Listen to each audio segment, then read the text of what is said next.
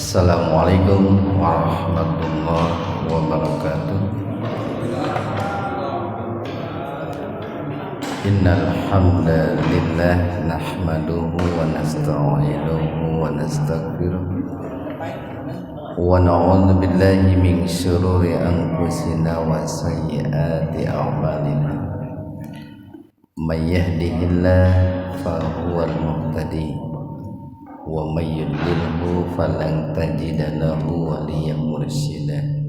Asyhadu an la ilaha illallah wahdahu la syarikalah wa asyhadu anna Muhammadan abduhu wa rasuluh, amma ba'd.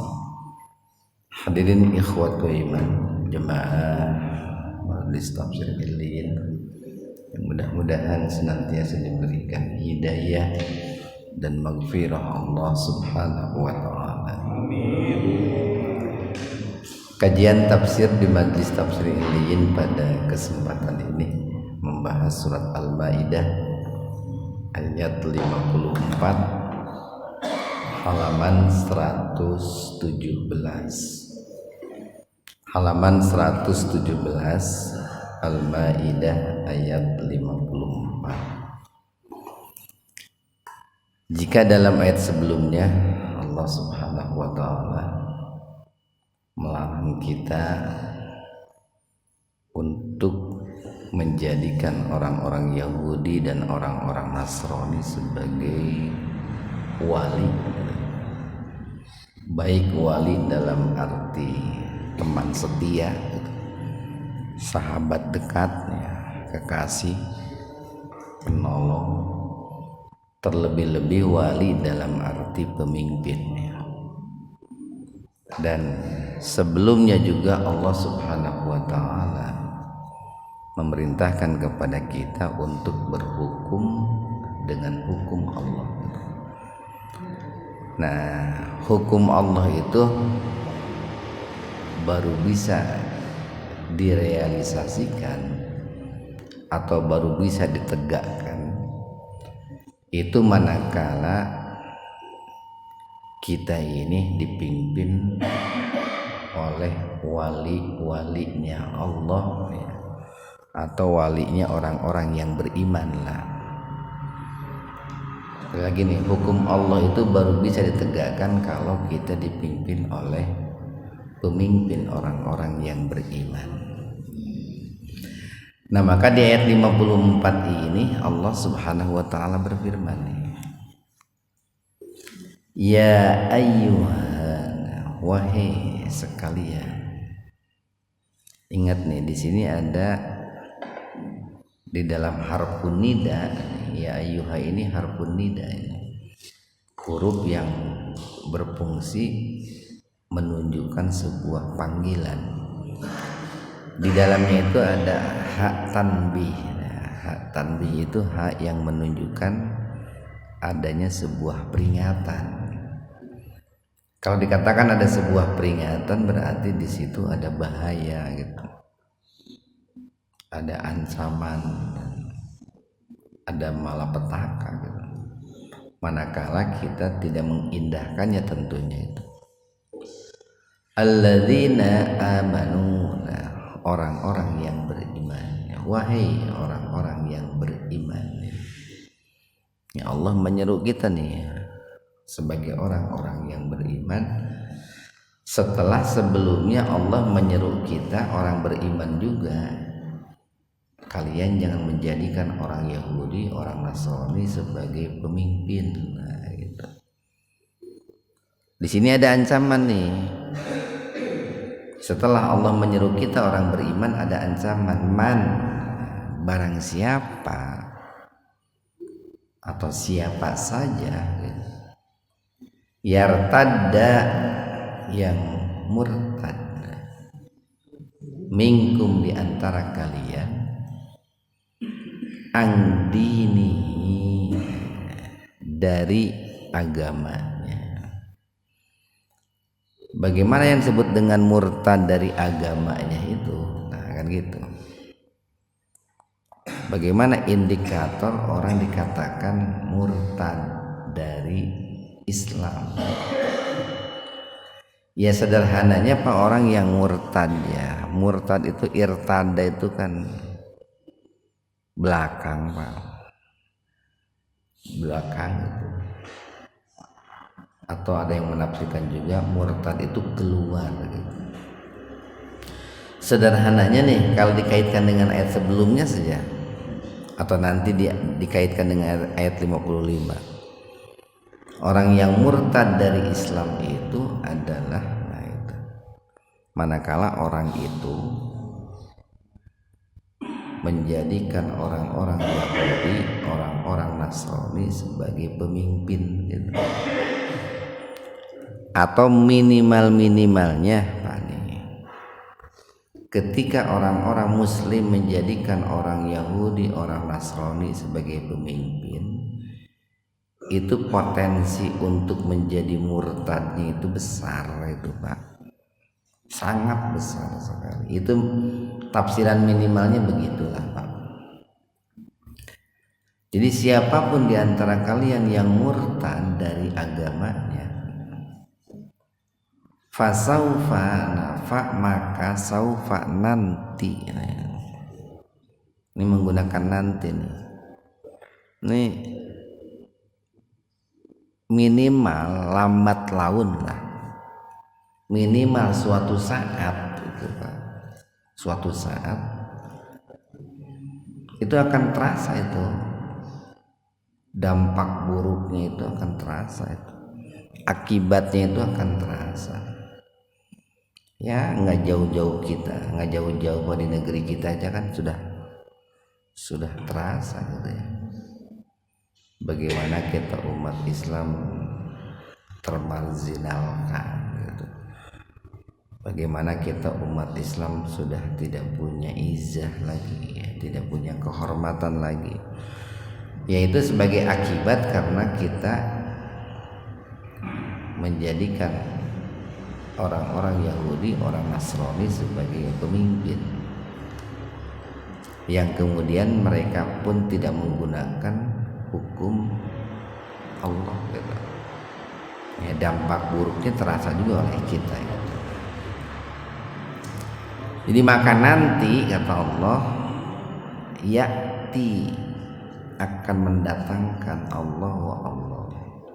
Ini ancaman pertama nih. Jadi Allah akan mengganti kaum yang murtad itu dengan kaum yang lain gitu. Allah akan mengganti generasi yang murtad itu dengan generasi yang lain. Ya bagaimana caranya Allah itu mengganti generasi yang murtad dengan generasi yang lain itu? Banyak cara tentunya Pak. Bisa Allah menimpakan bencana, terjadi musibah besar, kemudian kaum yang murtad itu dibinasakan oleh Allah, diganti dengan kaum yang baru yang lebih baik gitu Pak. Ini suaranya kurang enak nih. Bisa juga kaum tersebut, generasi tersebut, bangsa tersebut itu dijajah oleh bangsa lain, dijajah oleh bangsa lain yang lebih kuat, yang lebih kejam, lalu mereka diperbudak Pak. Kemudian Allah munculkan generasi baru yang lebih baik gitu Pak. Itu banyak cara itu. Kalau lihat zaman dulu nih, umpamanya kaum Ad, kaum Samud itu Allah binasakan dengan bencana-bencana, Allah ganti dengan kaum yang lain. Atau kalau dulu itu umpamanya orang-orang Bani Israel, nah itu dikalahkan oleh kaum Jabbarin itu Pak. Jadi orang-orang Bani Israel dikalahkan oleh kaum Jabbarin Lalu kemudian kaum Jabarin itu dikalahkan oleh Nabi Musa dan Nabi Harun. Nah, muncullah kaum yang lebih baik. Nah, ini sebetulnya yang harus menjadi renungan bagi kita gitu ya. Harus menjadi renungan bagi kita. Jangan sampai kita bangsa Indonesia ini oleh Allah lenyapkan lalu diganti dengan kaum yang lain. Karena di sini menggunakan saupa nih, ada sebuah proses yang panjang, Pak. Sebuah proses yang panjang. Sedikit demi sedikit kita, Pak, kaum tersebut, bangsa tersebut yang murtad itu akan Allah lenyapkan, kita lenyapkan. Nah, kenapa Allah melenyapkan? Ya karena mereka murtad. Kenapa mereka murtad? Karena mereka menjadikan orang Yahudi, orang Nasrani sebagai pemimpin. Dan untuk mengalahkan kaum yang melenyapkannya pun, nah itu. Jadi katakanlah di sini ada 3 kelompok nih, Pak. Pertama, si A itu kelompok murtad. Yang kedua, ya si B ini adalah orang kafir yang lebih kuat nih, lebih kuat. Kemudian baru yang ketiga si C nih, muncul kaum yang baru yang lebih baik. Allah munculkan kaum yang baru yang lebih baik. Nah, kaum tersebut punya karakteristik unik ini, Pak. Pertama adalah yuhibbuhum. Nah, Allah mencintai mereka gitu. Nah, ini luar biasa nih, Pak. Ini sebuah kenikmatan yang sangat besar di mana Allah mengatakan bukan begini, bukan yuhibbunahu wa yuhibbuhum, bukan, tapi yuhibbuhum wa yuhibbuna. Allah dulu yang mencintai mereka, kemudian mereka mencintai Allah. Nah, ini kalau dirunut dengan ayat sebelumnya, Pak nih, kenapa Allah itu mencintai mereka? Nah, kan begitu. Pertama nih yang paling dekat aja, Pak. Pertama, mereka menjadikan orang-orang beriman sebagai aulia atau tidak mau dipimpin oleh orang-orang Yahudi, orang Nasrani. Kemudian yang kedua, mereka berhukum dengan hukum Allah. Mereka menjalankan hukum Allah. Sebagai buahnya, nih buah yang pertama, yuhibbuhum. Allah mencintai mereka. Jadi yu-nya itu, ya-nya di sini itu adalah domir, kata ganti, ditakdirkannya itu kata yang digantinya itu adalah Allah gitu, Pak. Jadi yuhibbuhumullah gitu, Pak. Allah mencintai mereka. Bahkan fi'il mudhari nih menunjukkan istimrar. Allah senantiasa terus-menerus mencintai mereka. Yang kedua, wa yuhibbuna.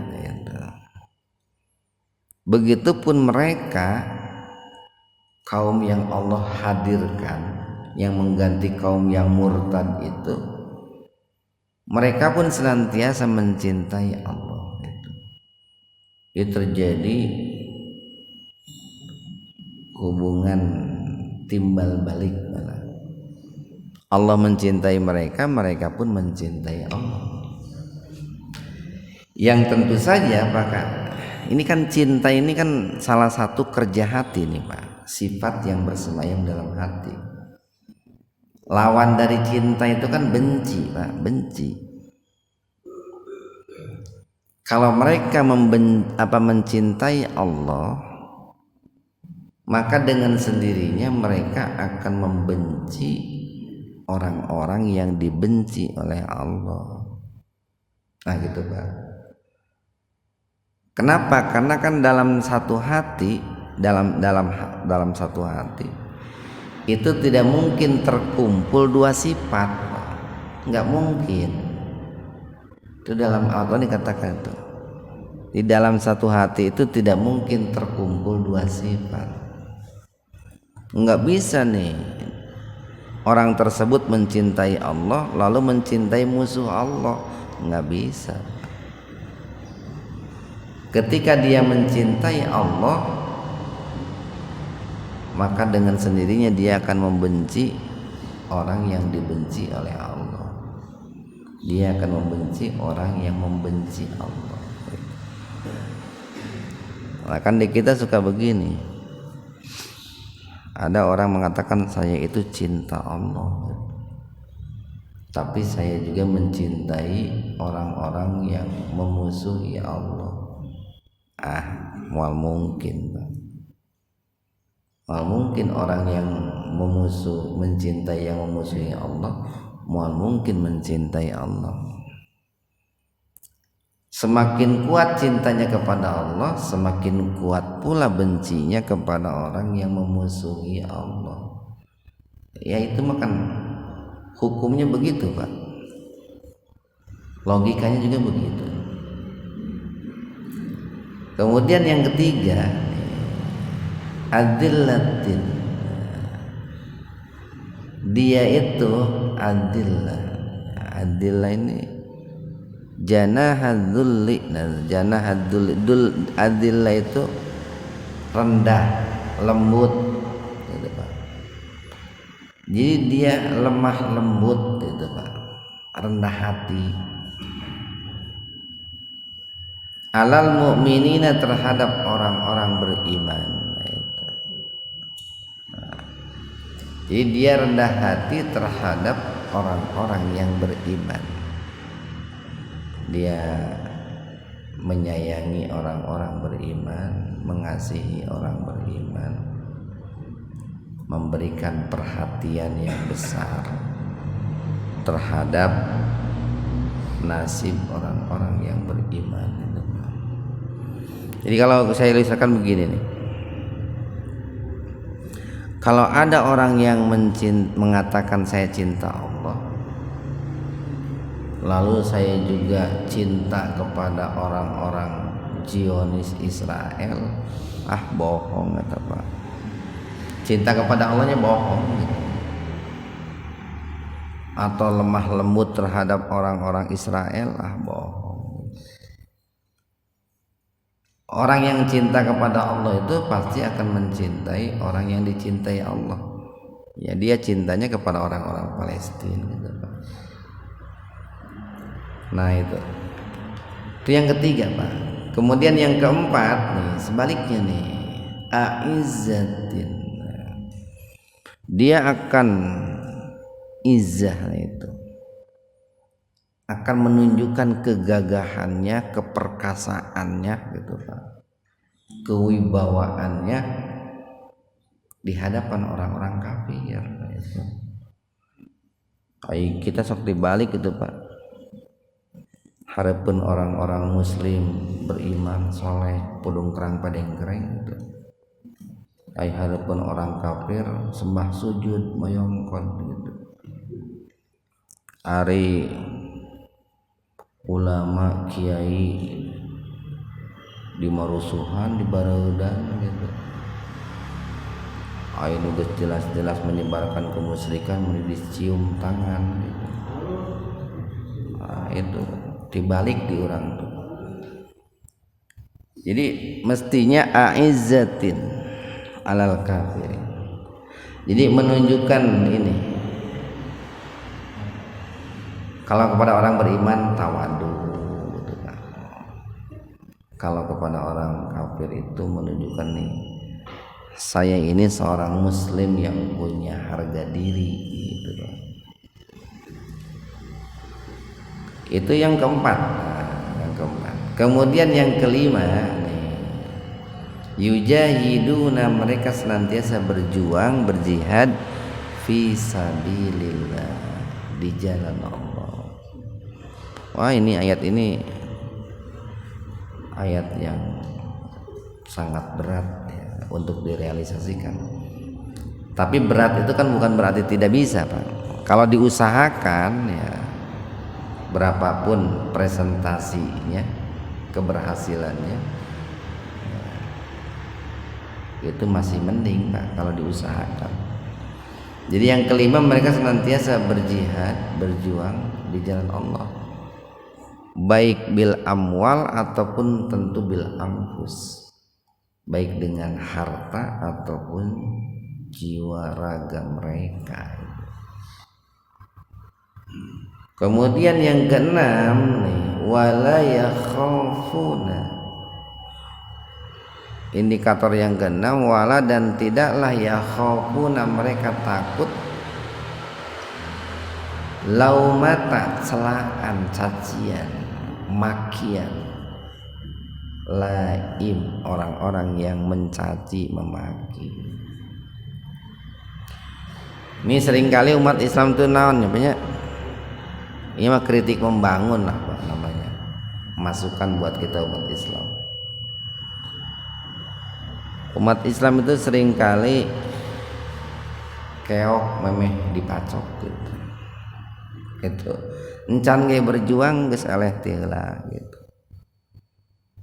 Encan gen terjun ke medan perang gitu. Kakarek ge di dunia maya, perangna kakarek di dunia maya Pak.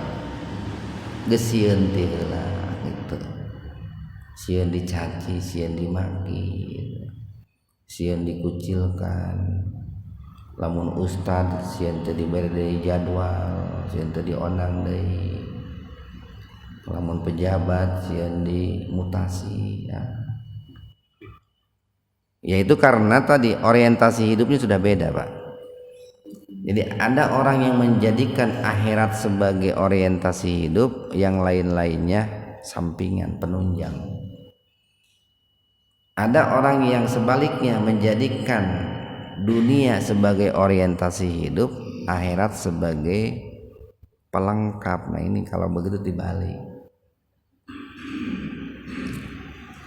Itu 6 karakter atau 6 indikator yang dimiliki oleh orang-orang sebagai oleh orang-orang yang posisinya sebagai pengganti orang-orang yang murtad. Nah itu dulu Pak, dulu di zaman Rasulullah sallallahu alaihi wasallam banyak ulama yang menafsirkan itu adalah khulafaur rasyidin Pak. Khulafaur rasyidin. Kan sepeninggal Rasulullah itu pernah terjadi kemurtadan itu Pak. Ada orang yang mengaku menjadi nabi gitu kan. Musailamah al-Kadzab. Di Indonesia ge aya ayeuna Situkiem tang Situkim yang ngaku jadi nabi itu ya. Pernah terjadi kemurtadan dulu di zaman Abu Bakar itu. Ada juga orang yang tidak mau bayar zakat, nah itu. Tuh yang siapa Musailamah al-Kadzab itu. Nah itu orang-orang ya murtad, di antaranya tokoh-tokohnya itu Pak, banyak juga para pengikutnya. Lalu pada saat itu diperangi kan oleh Abu Bakar. Nah itu ada yang menafsirkan bahwa kalau di zaman itu kaum yang memiliki karakteristik tadi itu, Allah mencintai mereka, mereka mencintai Allah. Mereka lemah lembut kepada orang beriman, keras kepada orang kafir. Mereka berjihad di jalan Allah dan tidak takut celaan orang mencela. Itu adalah para khulafaur rasyidin, khususnya Abu Bakar As-Siddiq gitu Pak. Dulu. Nah, sehingga pada zaman itulah keemasan Islam itu bangkit lagi Pak. Izahnya umat Islam itu bangkit lagi. Nah kita kan sekarang sebetulnya menunggu nih Pak, menunggu kapan kaum itu akan muncul lagi, kaum yang dijanjikan Allah itu akan muncul kembali kapan? Ya tentu kan harus diperjuangkan Pak, harus diperjuangkan. Prosesnya panjang mungkin Pak, sedikit demi sedikit. Dalika itulah, atau yang demikian itulah fadlullahi, karunia keutamaan dari Allah, yu'tihi yang Allah berikan dengan sukarela, dengan senang hati, dengan lahir dan batin gitu Pak. Mayyasa'u kepada siapa yang Allah kehendaki. Nah, maka kita itu harus berupaya menjadi orang yang dikehendaki oleh Allah, diberikan karunia. Apa karunianya itu? Kita diposisikan oleh Allah menjadi pengganti kaum-kaum yang murtad, Pak. Itu nikmat dari Allah tuh. Nah, maka kalau ingin menempati posisi itu, nah indikator-indikator tadi oleh kita harus mulai ditempuh. Nah, kita mencintai Allah, memuliakan orang beriman, tegas kepada orang kafir, berjuang, dan tong epes meer gitu. Wallahu dan Allah itu wasi'un, maha luas, alimun, maha mengetahui. Ayat 55. Innama sesungguhnya hanyalah itu. Ini harful qasr ini Pak. Di Al-Qur'an itu ada harful taukid inna. Nah, itu. Harful taukid menguatkan itu. Kalau innama harful qasr itu membatasi, artinya hanyalah itu. Saya sering berikan contoh begini nih. Umpamanya, sesungguhnya Pak Pitoyo itu ganteng. Itu sebuah penegasan bahwa Pak Pitoyo itu ganteng. Tapi tidak menutup kemungkinan yang lain pun ada yang ganteng. Itu namanya taukid itu Pak, menguatkan. Inna itu. Kalau innama sesungguhnya hanya Pak Pitoyo yang ganteng di sini. Berarti nu lain goreng patut kamu. Kan ada hanya itu, hanya Pak. Itu membatasi namanya. Itu disebut innama, itu bukan inna tapi innama. Jadi innama sesungguhnya hanyalah gitu. Kalau disebut hanya tidak mesti satu Pak, boleh dua, boleh tiga Pak. Berapa kali makan sehari? Hanya 3 kali gitu. Hanya itu. Sabaraha hiji makan bakwan hanya 8. Hanya itu gitu Pak.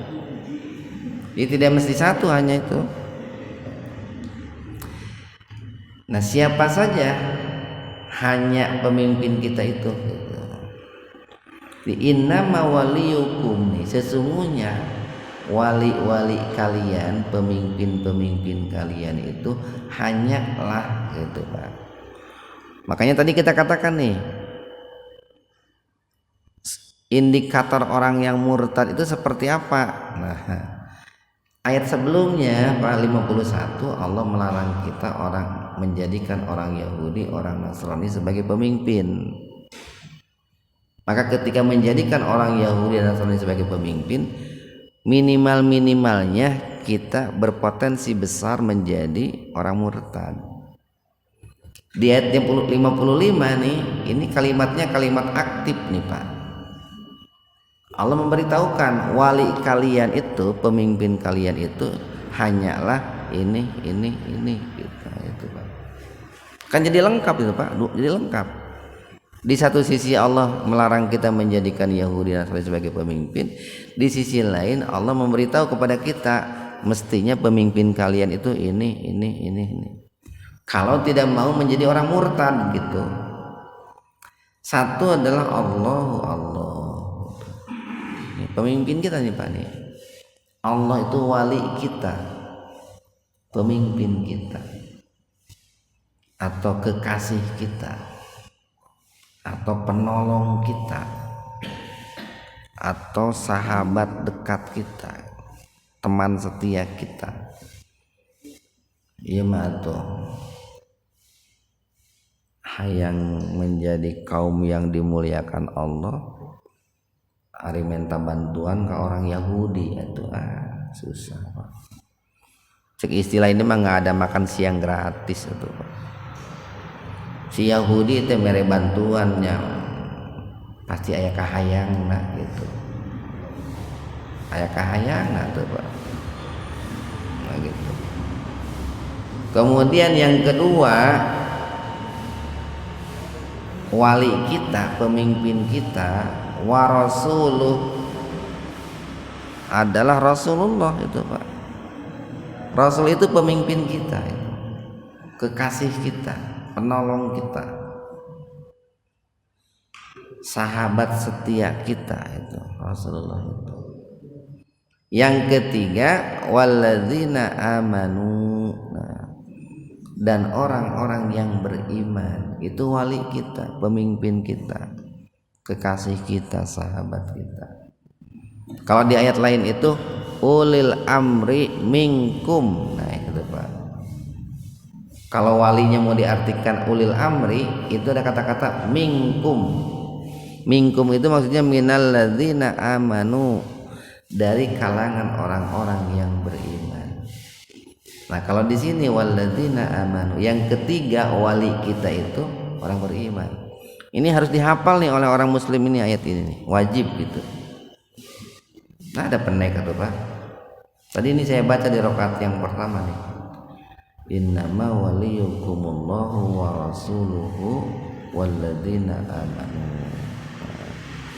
Nah siapa orang beriman itu, atau bagaimana karakter wali yang disebut orang beriman itu, bagaimana karakter pemimpin orang beriman itu? Satu, alladzina, yaitu orang-orang yuqimunas sholat, yang senantiasa mendirikan sholat Pak. Ini yuqimuna ini menggunakan fi'il mudhari Pak, menunjukkan adanya kontinuitas. Bahkan kalau kita merujuk kepada tafsiran para ulama, katakanlah Ibnu Katsir, seseorang disebut iqamatus sholah, mendirikan sholat, bukan amilus sholah, bukan melaksanakan sholat. Kan beda gitu ya, mendirikan sholat dengan melaksanakan sholat. Satu, sholatnya di awal waktu gitu Pak. Yang kedua, berjamaah gitu. Yang ketiga, kehusuannya diperhatikan. Keempat, tumakninahnya, gerakannya diperhatikan. Yang kelima, dampak dari sholatnya juga diperhatikan, dampak positif Pak. Kan mencegah perbuatan keji dan mungkar itu. Itu baru pemimpin tersebut disebut atau dikatakan iqamatus sholat, mendirikan sholat. Jadi begini Pak, jangan menilai seorang pemimpin itu rajin mendirikan sholat namun ke masa kampanye unggul. Eta mah lain iqamatus sholat, amilus sholat gitu Pak. Jadi sholatnya tuh bukan hanya sebatas gugur kewajiban, tapi sholatnya pencitraan gitu. Tinggalin teh dipelajarin teh bagaimana sepak terjang atau sholatnya itu 2 tahun, 3 tahun, 5 tahun sebelumnya bagaimana. Dai nama kan atuh Pak. Ai rajin sholat menjelang kampanye mah geus biasa.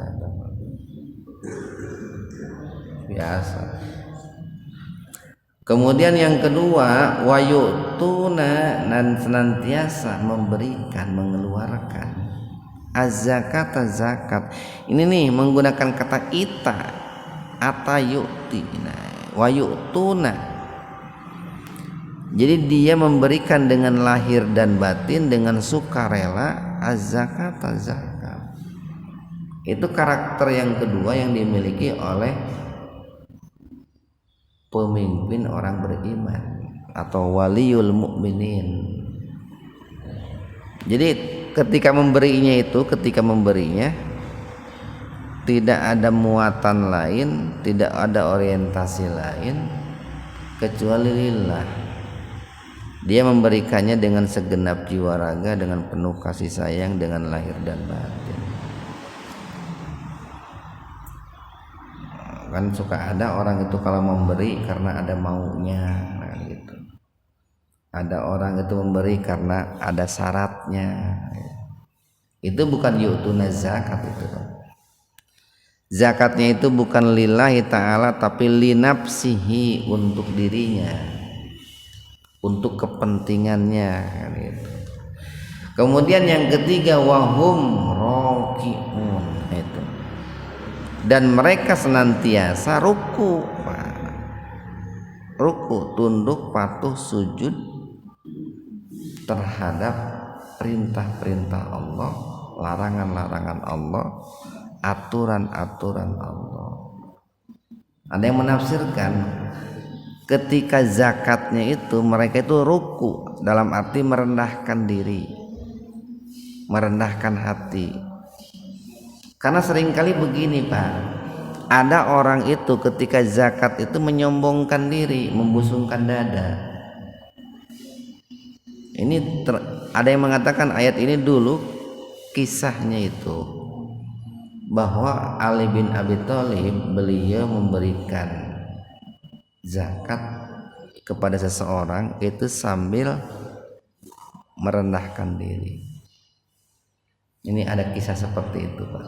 Maka ada yang mengatakan ayat ini turunnya berkaitan dengan kisah itu. Nah, tapi makna umumnya, nah kalau mau dikaitkan dengan wayu'tuna zakat sebelumnya, bahwa ketika orang itu mengeluarkan zakat, khususnya seorang pemimpin ketika mengeluarkan bantuan kepada rakyatnya, di samping mereka itu memberikan dengan sukarela, itu barengi dengan kerendahan hati, nyaah gitu. Ini sebagai bentuk tanggung jawab kewajiban dia sebagai pemimpin. Nah, iya mah kadang kan hararese lah. Ayat terakhir ini Pak nih, ada ancaman dari Allah sekaligus kabar gembira. Waman, dan barang siapa yatawalla, menjadikan atau berwali Pak. Yatawalla itu berwali. Jadi barang siapa yang menjadikan pemimpin, menjadikan wali, siapa yang dijadikan walinya itu? Pertama Allah, yang kedua wa rasulahu, dan rasulnya, yang ketiga walladzina amanu, orang-orang yang beriman. Yang tadi indikatornya itu tuh, mendirikan salat, menunaikan zakat, ruku. Jaminan dari Allah nih, fa inna, maka sesungguhnya hizballahi. Nah, itulah yang disebut dengan hizbullah Pak. Partai Allah lah. Hizbullah itu partai Allah, golongan Allah, kelompok Allah.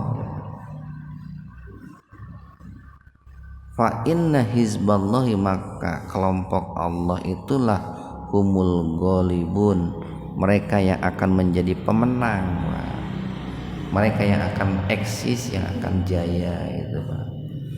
Ini kebalikan dari tadi Pak. Kalau tidak demikian kan gitu Pak, maka Allah akan pasaufa ya'tillahu biqaum. Bagi orang-orang yang tidak demikian, yang murtad, ancaman dari Allah, Allah akan mengganti dengan kaum yang lain yang lebih baik.